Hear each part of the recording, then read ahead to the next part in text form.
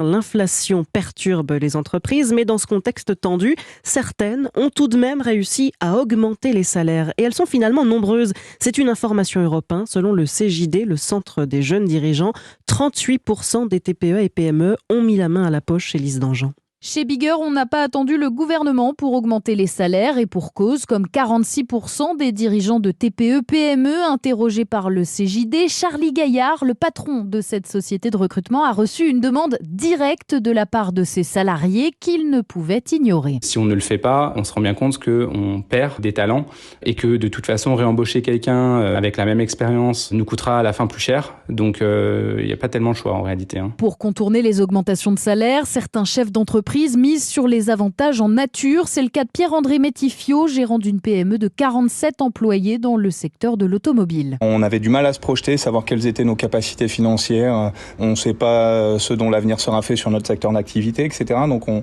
avait le sentiment que c'était un gros risque que d'augmenter notre masse salariale. On a souhaité plutôt travailler sur le pouvoir d'achat. L'entreprise a notamment multiplié par 4 son forfait mobilité pour encourager ses salariés à passer au vélo électrique. Elle propose également une aide jusqu'à 200 € pour l'installation d'un boîtier éthanol dans leur véhicule. Lise Dangean.